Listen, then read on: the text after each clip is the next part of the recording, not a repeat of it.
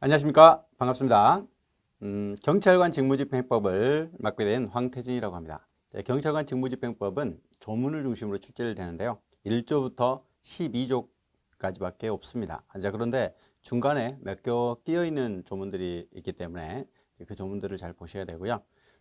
출제 부분은 대부분 조문을 중심으로 출제를 합니다. 다만 일부 판례 그리고 이론이 끼어 있는 부분이 있기 때문에 이제 그 부분들을 체크하면서 공부하시면 될 것 같습니다. 자, 그러면 바로 들어가도록 하죠. 제 1번의 1조입니다. 경찰관 직무집행법 1조 이렇게 되어 있는데요. 우리가 배우게 되는 법은 경찰관 직무집행법이죠.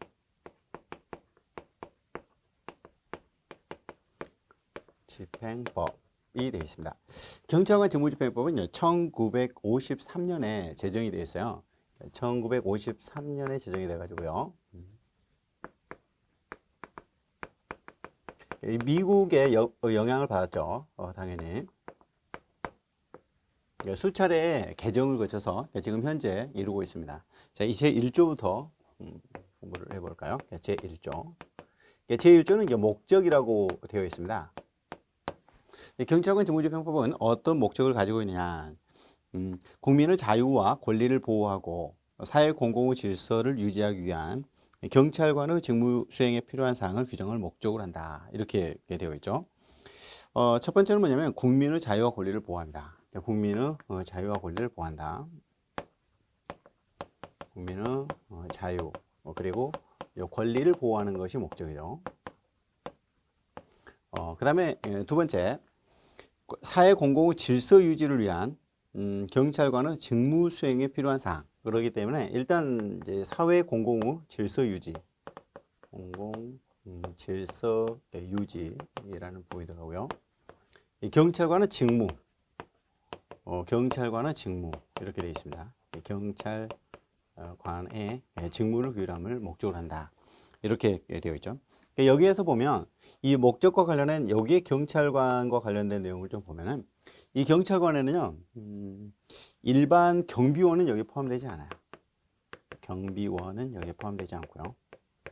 그리고 소방관도 포함되지 않습니다. 소방관도 여기에 포함되지 않죠. 그런데 청원경찰은 여기에 포함이 돼요. 청원경찰이 여기에 포함이 됩니다. 청원경찰은 포함이 된다. 이제 요게 이제 포인트겠죠. 이 경찰관에는 청원경찰이 포함이 된다. 물론 이제 경찰 공무원법상 공무원이 포함이 되겠죠.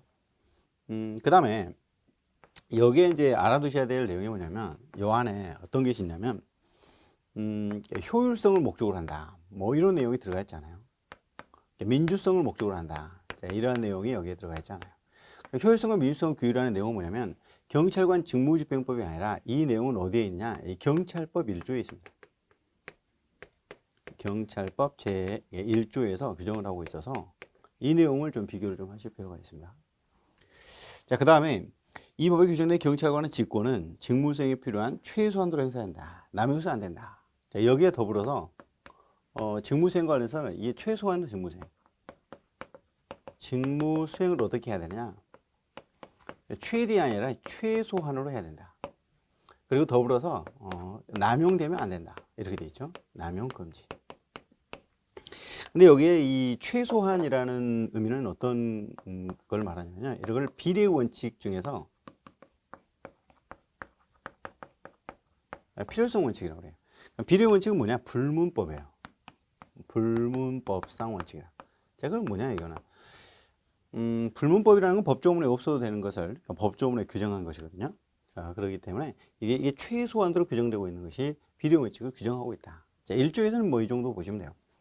1조 목적과 관련해서는 국민의 자유 권리를 보호하고 사회 공공 질서 유지, 경찰관의 직무를 규정을 하고 온 것이어서 효율성과 민주성을 규정하고 있지는 않다. 그리고 여기에 경찰관은 청원경찰이 포함이 되지만 일반 경비원은 포함되지 않는다라고 하는 점. 직무수행은 최대 아니라 최소한도로 규정하고 있다는 점. 이러한 것들을 좀 알아둘 필요가 있죠. 비례원칙을 규정을 하고 있고요. 자, 그리고 제2조입니다. 제2조. 제2조는요, 1953년에는 없었어요. 1980년 1차 개정 시에 추가된 내용인데 여기는 직무라고 규정되어 있습니다. 경찰관의 직무는 무엇인가? 여기 지금 8가지가 이제 규정이 되어 있죠. 첫 번째는 뭐냐? 국민의 생명, 신체, 자유를 보호한다. 국민의 생명을 보호하고 신체를 보호하며 자유를 보호하는 걸 목적으로 자유를 보호하는 거. 그러니까 이게 직무라는 거죠. 뭐 생명, 신체, 재산을 보호하는 거. 영미법적인 내용이에요. 국민의 생명, 신체, 재산을 보호한다라고 하는 거는. 자, 그 다음에 이제 두 번째는 범죄의 예방, 진압, 범죄의 예방, 진압, 수사를 담당한다. 이렇게 되어 있거든요. 근데 여기에 포인트는 뭐냐면 수사도 여기에 직무 규정이 되어 있다라고 하는 거죠. 범죄 예방이라는 부분도 있고 수사도 있는데 이게 좀 약간 좀 차이가 있어요. 수사라는 것은 과거 범죄를 해결하기 위한 것이고요. 범죄 예방이라는 것은 사전적 예방 의미거든요. 그래서 이게 수사도 포함하고 있다라고 이런 내용을 좀 알아두셔야 돼요. 특히 프랑스의 경우에는 수사를 담당하는 사법경찰관과 구분하고 있어요. 일반 경찰관을 따로 뽑고 그리고 제복도 다르고 계급도 다르고 이렇게 되어 있는데 우리나라는 그렇게까지는 하고 있지는 않죠. 다만 내부적으로는 수사를 담당하는 수사경과 제도를 운영하고는 있습니다. 아무튼 그렇고 세 번째는 범죄 피해자 보호가 최근에 추가가 됐어요. 범죄 피해자 보호, 피해자 보호. 피해자 보호와 관련된 내용이 있어서요. 피해자 보호 담당관을 둬가지고 범죄가 발생하게 되면 피해자 보호 담당관이 같이 가서요. 피해자와 관련된 여러 가지 구제 제도를 마련해주고 그렇습니다. 범죄 피해자를 보호하는 것이 경찰의 직무에도 포함이 된다. 최근에는 확대되고 있다라는 것도 아셔야 되겠고, 그다음에 네 번째는 경비, 요인을 경호하는 거. 보통 대통령을 경호하는 건 경호처에서 하는데요. 이 경호처에서 담당하지 않는 부분이 있거든요. 그 부분을 경찰이 담당합니다. 대간첩, 대테러도 담당합니다. 대간첩, 대테러 이런 걸 담당하는데 이 대간첩과 관련된 부분들 과거에 전투경찰이 있었죠. 근데 전투경찰은 지금은 이제 채용하고 있지 않습니다. 그럼 기동대가 담당한다고 보시겠죠. 대테러와 관련된 경찰 특공대가 있는데요. 그러면 청원경찰 역시 이러한 일들을 담당할 수가 있겠죠. 다섯 번째는 치안정보. 치안은 범죄 예방과 관련된 거예요. 치안정보 작성, 배포와 관련된 내용이죠. 수집하고, 정보를 수집하고, 작성하고, 배포하는 이런 내용을 담당하는 게 여기에 해당하고요. 그 다음에 이제 교통경찰관이 있죠. 교통, 이제 단속, 그리고 이제 위해 방지. 교통 단속, 음주 단속이랄지, 신호위반이랄지, 그렇죠. 위해 방지. 이런 것들이 담당합니다. 그 다음에 이제 국제협력과 관련된 거 있어요. 국제 협력. 마지막으로 이 기타 공공 안녕과 질서 유지, 공공 안녕과 질서 유지 이런 게 있습니다.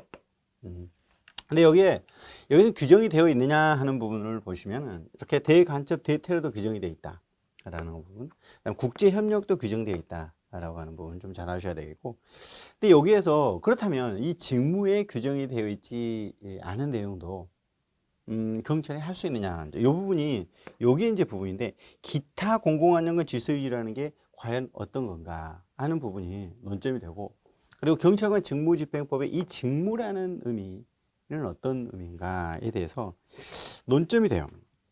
예를 하나 들어보면 이런 내용을 한번 보겠습니다. 뭐, 이제 서울 시청 광장이 있다. 서울 시청 광장이 있어요. 광장에. 여기에서 집회를 합니다. 근데 이 집회를 금지를 하려고 하는 거예요. 집회를 여기서 하려고 하다 보니까 이제 경찰이 와가지고 금지를 했는데 이쪽에다 차벽을 다 쌌어요. 차벽을 쌌고. 자, 그리고 지하철이 있었잖아요. 이 지하철을 무정차했습니다. 정차하지 못하도록 조치를 했죠. 집회를 금지한 거죠. 근데 이게 이제 문제가 되는 거예요. 이 집회 금지와 관련된 부분의 근거가 뭐냐? 그럼 여기 광장과 관련해서 집회와 관련된 내용을 집회 및 시에 관한 법률이 있습니다. 금지 사유가 있는데 금지 사유에는 절대적 금지와 상대적 금지 사유가 있어요. 그러면 광장에서 집회를 하려고 하는 것을 금지를 하려고 할 때 개별적인 근거, 집시법에는 규정되어 있지 않단 말이죠. 그러다 보니 이 기타 공공안전과 질서 유지를 근거로 과연 이거를 근거로 할 수 있느냐, 이게 이제 문제가 된 겁니다. 이게 굉장히 이제 포괄적이다 보니까 이거를 뭐라고 하느냐, 개괄적 근거 또는 일반적 근거 이렇게 이제 말하거든요. 근거를 다른 말로 숙권이라고 해요. 숙권. 그러면 요게 이제 이게 일반적 숙권 조항이라고 하는데 일반적 숙권 조항의 인정 여부, 요게 이제 문제가 됩니다. 여부에 대해서 긍정설과 부정설이 있어요. 긍정설, 부정설 이렇게 나눠집니다. 자, 긍정설은 어떤 걸로 보냐면 모두 규정하기는 곤란하다. 이게 필요하고 없으면 당연히 위험 방지를 위해서 규정할 수 있는 거 아니냐 하는 부분이 있는데 여기에서는 필요성과 그리고 모든 상황을 규정할 수 없기 때문에 당연히 이제 인정이 돼야 된다라고 하는 필요성을 강조하고요. 자, 그 다음에 이제 두 번째는 뭐냐면 보충적으로 적용해야 된다. 보충성. 그 다음에 조리상 한계. 이런 말을 하거든요. 조리상 한계. 자, 뭐냐. 여기에 필요성은 인정이 되고 보충성은 뭐냐면 최후에 쓰면 된다. 그리고 개별적 수권 조항이 없을 때만 쓰면 된다라는 거죠. 자, 그 다음에 설령 문제가 됐을 때 조리상 한계로서 비례 원칙으로 통제하면 된다. 이렇게 말을 하죠. 근데 여기서 부정설의 논거는 부정설은 이래요. 필요성은 인정이 돼요. 필요성은 인정이 된다. 그래, 필요성은 인정이 된다고 하자. 하지만 명확하게 근거가 있어야 되는데 근거가 있지 않다. 이 경찰관 직무 2조는 뭐냐면 조직법적인 근거다. 조직법적 근거일 뿐이다. 그러면 작용법적 근거가 있어야 되는데 작용법적 근거가 없기 때문에 이 경우에는 일반적 수권적은 인정할 수 없다. 이게 이제 부정설은 나온 거예요. 조금 이제 내용을 들어가게 되면 물어볼 수 있기 때문에 요거 하나만 좀 보시면 돼요. 여기에서 이 근거는 작용법적 근거여야 돼요. 작용법적 근거여야 되는데 직무라는 것은 직무라는 거는 경찰이 이런 걸 할 수 있다. 이런 경찰의 직무다. 이렇게 되어 있기 때문에 이걸 가지고 근거를 할 수 있느냐. 이런 부분이 문제가 됐고 종래에는 긍정설을 취했어요. 자, 근데 지금 이 사안에서 헌법재판소에는 부정설로 이렇게 가고 있습니다. 이제는 이게 위법이라고 그랬어요. 이걸 근거로 이렇게 해서는 안 된다. 최근에는 그렇게 갔기 때문에 그 내용을 잘 알아두시길 바랍니다. 여기 이제 2조까지 봤고요. 3조로 들어가 보겠습니다. 3조. 경찰관 직무집행법 3조입니다. 3조는요, 불신검문이라고 되어 있죠. 불신검문. 제 3조입니다.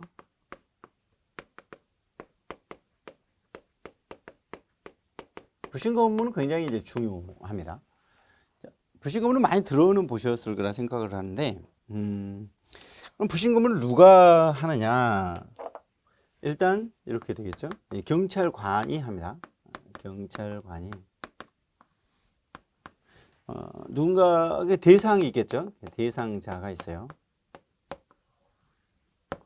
대상자는 뭐냐? 첫 번째 보시면은 경찰관은 다음에 해당하는 자를 정지 질문할 수 있는데 수상한 행동 그 밖의 주의의 사정을 합리적으로 판단해 볼 때 어떠한 죄를 범하였거나 또는 범하려 하고 있다고 의심할 만한 상당한 이유가 있는 자. 그러니까 어떤 죄를 범한 자 또는 범하려 하는 자. 지금 이제 하려고 하는 자죠. 범하려 하는 자. 하는 자죠. 하는 자. 그 다음에 또 이미 행하여진 범죄나 범죄를 행하는 범죄 행위에 대해서 사실 안다고 인정하는 자. 그러니까 범죄를 아는 자. 아는 자. 자, 이거를 보통 이제 참고인이라고 하는데요. 그럼 아예 대해서 첫 번째 뭐라고 하냐면 정지 질문할 수 있다 이렇게 돼 있죠. 첫 번째의 내용은 뭐냐면 정지 질문할 수 있다. 정지 또는 질문이죠. 질문이에요. 근데 반드시 해야 되는 건 아니죠 지금. 정지 질문 할 수 있다를 꼭 아셔야 돼요. 할 수 있는 거예요. 정지 질문을 반드시 해야 되는 게 아니고요. 정지 질문을 할 수 있는 거다. 잠시. 그 다음에 이제 두 번째로 보면은 부신검문 절차인데 임의동행이라고 나와요. 임의동행. 두 번째가 임의동행이다.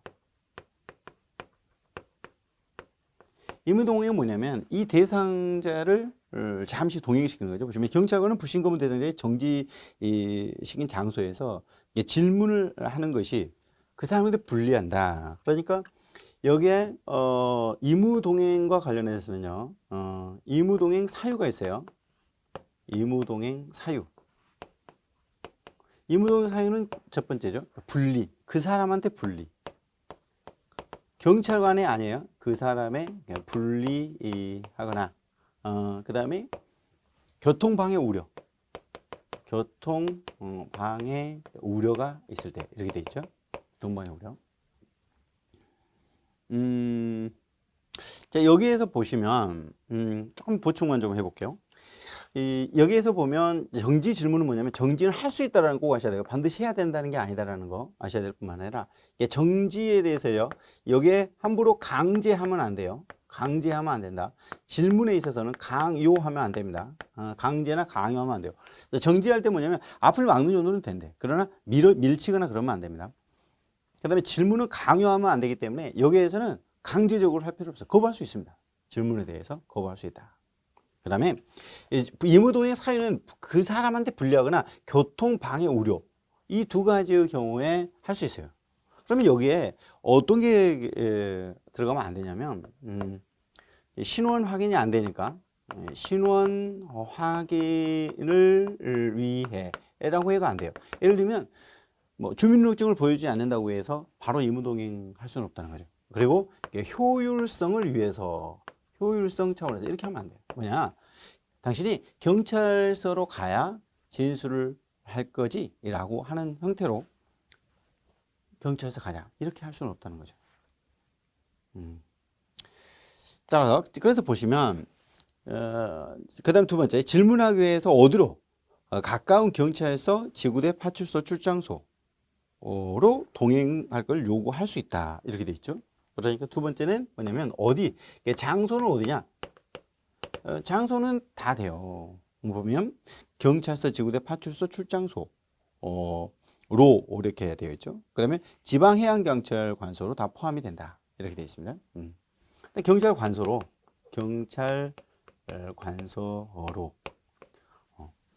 근데 이때 뭐라고 되어 있냐면 동행 요구를 받는 거절할 수 있다. 이렇게 되어 있어요. 거절할 수 있다. 거절할 수 있죠. 할 수 있다. 그럼 여기 임의동행도 할 수 있다. 할 수 있다. 정지 질문도 할 수 있는 거다. 반드시 해야 되는 건 아니다. 거절할 수 있다. 거절할 수 있어요. 반드시 뭐 가야만. 특별한 사정 필요 없습니다. 그냥 거절할 수 있어요. 다만 이제 이 거절했을 때 형사소송법상 체포 요건이 갖춰지면은 예를 들면 누구이냐고 물어보는 도망가는 자가 있다. 그랬을 때 준현행범이라고 해서 체포할 수 있는 그런 사유가 있습니다. 두 번째, 경찰관은 임의동행한 사람의 가족, 친지 등에 의해 두 번째, 불신검문 조사 내용을 보면 흉기를 가지고 있는지 조사할 수 있다. 이렇게 되죠. 질문할 때 임의동행과 관련된 내용으로 네 번째는 뭐냐면 흉기 조사 가능하다. 흉기 조사 가능. 조사할 수 있다. 흉기 조사를 반드시 해야 되는 건 아니에요. 자, 그러면 여기서 할 수 있다. 이것도 알아야 되고. 그 다음에 흉기지, 여기 일반 소지품이라고 쓰면 안 돼요. 일반 소지품을 다 꺼내보라 이렇게 할 수는 없고, 흉기만 가능하죠. 조사할 수 있다. 이렇게 알아두셔야 되고. 조사 방법은 경찰관은 질문하거나 임의동행 요구할 때 자신의 신분을 표시하는 증표를 제시하면서, 그러니까 이 두 가지의 경우인데, 이 두 가지의 경우에 이 경찰관은 어떻게 해야 되냐면, 이 대상자에게 신분증, 공무원증이죠. 신분증을 제시하면서 고지를 해줘야 돼요. 설명해줘야 됩니다. 소속, 성명, 그 다음에 목적과 이유 이런 걸 다 설명해야 되고 동행 장소까지 설명을 해줘야 됩니다. 예, 제시하면서 플러스에 하면서 설명을 해줘야 돼요. 그럼 뭘 제시를 하느냐? 바로 공무원증을 제시하는 거죠. 공무원증, 증서를 제시해 줘야 됩니다. 근데 이때 증서는 제복을 입어도 제시를 해줘야 돼요. 그러니까 흉장, 무슨 뭐 계급장만 보여주고 되는 건 아니고 하면서죠. 하면서 그리고 설명을 해줘야 돼요. 뭐냐면 소속. 만약 내가 이제 뭐 경장이다. 경장, 이제 황태진. 소속과 성명. 그리고 목적과 이유를 설명을 해줘야 되죠. 목적과 이유. 지금 강도 사건으로 인해서 지금 부신검에 대해서 질문을 하려고 합니다. 자, 그리고 동행 장소까지 밝혀야 돼. 만약 동행을 한다, 그럼 여기서 장소까지 밝혀줘야 된다. 자, 그 다음에 임의동행 한 사람은 가족이나 친지 등에게 신분, 장소, 목적, 이유를 알리거나예요. 알리거나. 자, 그러면 임의동행 했단 말이죠. 이제 임의동행 했어. 이쪽으로. 경찰 관서로 임의동행 했다. 그러면 가족에게 통지를 해야지. 가족에게 알리거나 기회를 주면 돼요. 가족에게 알리거나예요. 알리고가 아니에요. 알리거나 기회를 주면 된다. 기회를 부여하면 된다. 한마디로 여기에 이제 A라는 사람이다. 그러면 A에게 가족에게 알리세요. 라고 할 수 있는 거죠. 반드시 알려야만 되는 건 아니에요. 이제 가족에게 경찰관의 신분, 동행 장소, 목적, 이유를 알리거나 이렇게 돼 있죠. 그리고 이게 변호인 도움을 받을 권리를 고지를 해줘요. 변호인 도움을 받을 권리를 고지한다. 도움 받을 권리를 고지해줘요. 근데 여기서 뭐라고 돼 있냐면 이 두 가지의 경우에는 동행한 경우 이렇게 돼 있죠. 동행한 경우, 동행 후에 하는 거예요. 동행 후에 하는 거죠. 동행하고 나서 하는 거예요. 이게 형사소송법하고 달라요. 미라한다 원칙 이라고 있는데 바로 체포 현장에서 변호인 접견 교도관을 알려줘야 됩니다. 근데 여기에서는 동행할 때 하는 게 아니라 동행한 후에 하는 거죠. 동행한 경우 이렇게 돼 있죠. 자, 그 다음에 이제 임의동행을 했다는 거예요. 임의동행을 했을 때 경찰관서로 동행을 했다 이거예요. 경찰관서로 동행을 했다. 그랬을 때 이때는 6시간 초과 금지. 초과 금지입니다. 6시간을 넘기면 안 돼요. 자, 그러면 6시간 이내에는 나가고 싶어도 못 나가나요? 그렇지는 않아요. 6시간 이내를 할지라도 본인이 난 뭐 일이 있다. 이렇게 가야 되겠다. 하면 뭐 보내줘야 됩니다. 그 다음에 경찰관 직무집행 규정에 따라 질문을 받거나 동행을 요구받은 사람은 형사소송법에 따라 신체를 구속당하지 아니하며 답변을 강요당하지 않는다. 그렇기 때문에 여기서 강제나 강요, 그러니까 여기에서 뭐 구속당하지 않는다는 거죠. 강요도 받지도 않아요. 여기서도 마찬가지. 동행해서도 마찬가지고 이 강요나 구속이나 강요는 안 된다. 다만 이 구속을 시키려고 맡았다 형사소송법상 영장을 받아야 됩니다. 이러한 사유가 없이 함부로 할 수는 없다. 자, 정리해 보면 불신 건물의 경우에 정지 질문, 임의동행 그리고 여기에 흉기 조사도 할 수 있죠. 그럼 전부 다 할 수 있다죠. 정지도 할 수 있다. 질문도 할 수 있다. 임의동행도 할 수 있다. 흉기조사도 할 수 있다. 정지 질문할 때 함부로 형사소송에 의하지 않고는 구속당하지 않고 강요당하지 않는다. 그리고 정지 질문 임의동행할 때는 증표를 제시하면서 설명해 줘야 된다. 소속과 계급, 이유와 목적을 다 설명해 줘야 되고 그리고 임의동행할 때는 사유가 정해져 있다. 불교, 그 사람한테 불리 교통방해 때 신원 확인이 안 돼서 또 효율적 차원에서 임의동행을 할 수는 없다. 경찰관서로 동행을 할 때 6시간을 초과할 수 없다는 거 아셔야 되고요. 그리고 흉기조사만 되지 일반 소지품은 안 된다. 가족에게는 알리거나지 반드시 알려야 되는 건 아니에요. 아까 증포는 제시하면서였고요. 알리거나 기회를 부여한다. 변호인 도움을 받을 권리를 고지한다. 동행 후에 한다. 근데 하나만 더 보시면은 여기에 뭐가 없냐면 진술 거부권 고지는 없습니다. 진술 거부권 고지 규정은 없어요. 진술을 거부할 수는 있어요. 그러나 진술 거부권 고지 규정은 존재하지 않죠. 이게 형사소송법과 좀 구별되는 내용입니다. 자, 그 다음 4조로 가보시죠. 4조. 이 4조는요, 뭐라고 되어 있냐면, 보호 조치 등 이렇게 되어 있습니다. 제4조입니다.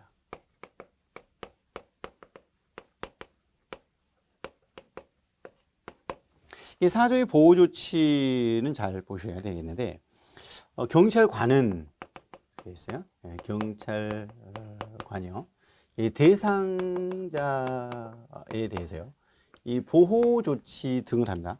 그럼 보호조치는 어떤 것이고 대상자는 어떻게 되느냐 보시면 경찰관은 수상한 행동 그 밖의 주의 사정을 합리적으로 판단해 볼 때 명백 이제 하고 구호가 필요하다고 믿을 만한 상당한 이유가 있는 사람을 발견했을 때는 그러니까 밑에 이제 보면 정신 착란을 일으키거나 술에 취해서 자기 또는 타 있는 사람의 생명이치 재산에 위해를 끼칠 우려가 있는 사람. 그러니까 이게 대상자는 첫 번째 뭐라고 되냐면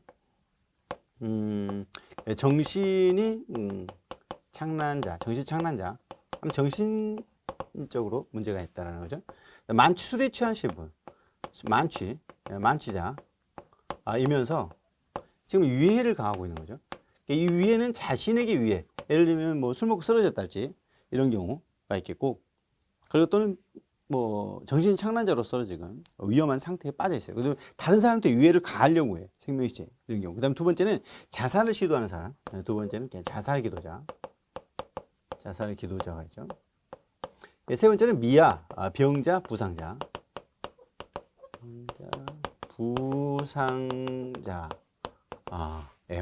이제 근데 적당한 보호자가 없어요.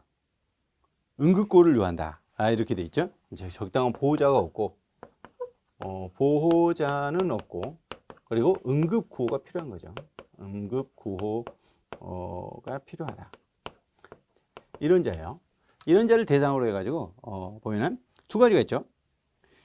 긴급구호 요청과 경찰관서 보호가 있습니다.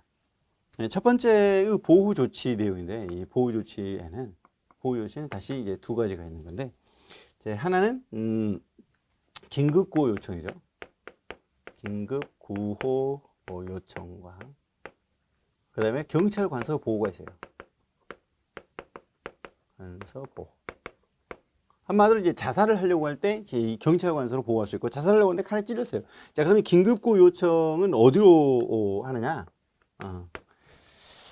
보건의료기관이나 공공구호기관 이렇게 돼 있죠. 보건의료기관, 의료기관이니까 병원이에요.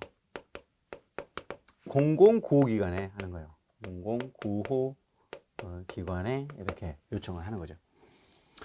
자, 그럼 요 내용이에요. 자, 경찰관이 이런 정신 착란자, 만취자로서 위해를 가거나 자살 기도자, 미아병자, 부상자로서 보호자 응급 필요가 없는 자에게 긴급 요청을 하거나 또는 경찰관서에 보호할 수 있다. 그러니까 이게 이 보호 조치라는 건 역시 반드시 해야 되는 게 아니고요. 할 수 있다. 이거 잘 아셔야 되고요. 할 수 있는 거고요. 그 다음에 또 뭐라고 그랬냐면, 이게 미아병자, 부상자는 거절할 수 있다. 거절 가능해요. 뭐, 가족이 오기로 했다. 이랬을 때는 거절할 수 있는 거죠. 그래서 이거 의무보호 대상자라고 그래요. 거절하면은 할 수 없는 거죠. 근데 여기에는 거절하면 하더라도 할 수 있어요. 자, 두 번째. 보호조치 절차로 나온 거 보면요. 긴급구호를 요청을 받은 보건의료기관 공공기관은 정당한 이유 없이 거절할 수 없다. 그러니까 여기 있죠. 정당한 이유 없이 거절 못 해요. 여기에 있는 사람들은 정당한 이유 없이 거절할 수 없다. 이유 없이 거절 불가. 자, 그러면 여기에 정당한 이유가 있으면 되죠. 그럼 정당한 이유와 관련해 가지고는 어떤 걸까? 그러면 병실이 부족할 때 정당한 이유가 되냐? 그렇지 않죠. 응급실로 가니까요. 그래서 문제는 정당한 이유 없이 거절하면 어떻게 할 거냐? 라고 되어 있는데, 경찰관 직무집행법에는 벌칙 규정은 없어요. 정당한 이유 없이 거절하더라도 경찰관 직무집행법상으로는 벌칙 규정은 없고요. 의료관급법에서 벌칙 규정은 두고 있죠. 자, 이게 이제 여기에 해당합니다. 그 다음에 경찰관은 보호조치 등을 하는 경우에 구호대상자가 휴대하고 있는 무기, 흉기, 위험을 일으킬 수 있는 것으로 인정되는 물건을 경찰관에서 임시로 영치해 놓을 수 있다. 이렇게 돼 있어요. 그럼 여기에 이제 이 사람이, 이 대상자가 흉기를 가지고 있을 수 있잖아요. 흉기를 가지고 있을 수 있다. 흉기가 있다. 흉기를 가지고 있어. 자살하려고 할 때. 그럼 요게 이제 이 흉기에 대해서는 어떻게 할 수 있느냐? 일단 임시 영치를 할 수 있어요. 영치. 일단 뺏어놔야 되죠. 자살하면 안 되니까 임시정치 할 수 있다. 임시정치도 반드시 해야 되는 건 아니고 할 수 있다죠. 할 수 있다. 근데 이게 임시정치 뒤에 나오는데 이게 10일이에요. 10일. 임시정치는 10일. 10일. 10일. 그다음에 경찰관서의 보호는 24시간이에요. 24시간. 경찰관서의 보호는 24시간. 임시정치는 10일. 기억하셔야 되는데요. 자, 그다음에 경찰관은 보호 조치를 등을 하였을 때는 지체 없이 가족, 친지, 연구자에게 알려야 하며, 그러니까 이제 보호 조치를 했단 말이에요. 여러분, 이 경찰관은 이 대상자의 가족, 친지 등이 있겠잖아요. 연고자, 가족, 친지, 연고자 이렇게 있다. 자, 그럼 여기 알려야 하죠, 당연히. 지체 없이 그건 이제 알리는 거죠. 고지 해야 되면 의무죠, 이거는. 연고자가 없다. 그러면 적당한 공공보호의료회나 구호기관에 즉시 인계해야 된다. 이렇게 되어 있죠. 지체 없이 알려야 하고.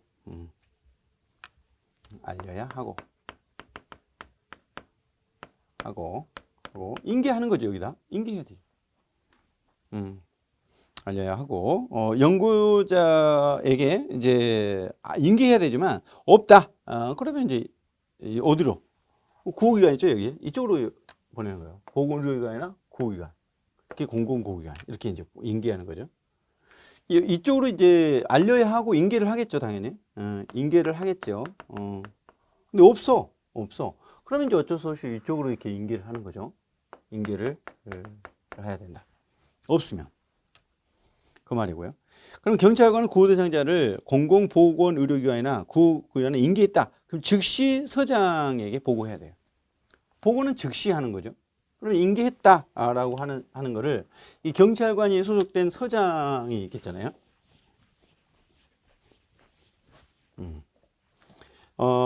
서장이 있습니다. 서장에게 보고해야 되죠. 뭘 보고를 하느냐? 여기 인계했다라는 걸 보고하는 거죠. 보고는 즉시 보고를 해야 돼요. 그럼 보고를 받은 서장 등은 대통령령이 정하는 바에 따라서 인계한 사실을 지체 없이 해당 공공기관 장에게 그리고 감독 행정청에게 통보해야 된다. 이렇게 되죠. 그러면 여기에 이제 이 구호기관의 장이 있겠죠. 장에게 통보를 하는 거예요. 서장이 이게 아무튼 어쨌든 통보를 해주는 거죠. 어디에? 공공보건의료기관의 기관장, 그리고 감독행정청이라고 해가지고 뭐 구청장이라 할지 여기에다 감독행정청에다도 이렇게 통보를 해야 된다. 통보를 해야 돼요. 네, 그러면 경찰관서의 보호는 24시간, 그 다음에 임시정치는 10일 청구할 수 없다. 그럼 여기에 경찰관서의 보호는 24시간, 그리고 임시정치는 10일을 초과할 수 없다. 이렇게 돼 있죠. 자, 정리해보면 보호조치는 할 수 있는 거예요. 그러면 보호조치는 뭐냐? 긴급고 요청을 하거나 경찰관서에 보호할 수 있는 거죠. 누구를? 정신착란자, 완치자, 유해기도자, 자살기도자. 이 두 가지의 경우에는 자신들이 거절해도 할 수 있죠. 그러나 미아병자 부상자로 응급고 원료하는 자는 가족이 오기로 했어요. 거절했을 때는 할 수 없어요. 그러면 이 두 가지가 있는데 경찰관서 보호는 24시간을 넘기면 안 되는 거고요. 그러면 경찰관서로 보호를 했다라고 했을 때는 또 지체 없이 알려줘야 된다. 지체 없이. 그런데 가족이나 친지 연구자에게 인계를 해야 되는데 인계할 수 없어요. 24시간 인계해야 되겠죠. 그러면 이쪽으로 공공보건의료기관이나 공공구호기관에 인계를 한다. 인계했다는 사실을 즉시 보고를 하면 이 기관장이나 감독행정청에 기관장과 감독행정청에 통보해야 되고 이렇게 되죠. 그리고 임시정치 여기 경찰관서의 보호는 24시간, 임시정치는 10일인데 여기서 좀 보면 임시정치를 뭐라고 하냐면 대물적 즉시강제라고 합니다. 대물적 즉시강제, 즉시강제 이렇게 말해요. 근데 이 보호조치로서 이 경찰관서의 보호는 대인적 즉시강제겠죠. 사람에 대한 것이니까 이렇게 이제 구분이 되겠습니다. 자, 이 시간 여기까지 하고요. 다음 시간에 뵙겠습니다. 수고하셨습니다.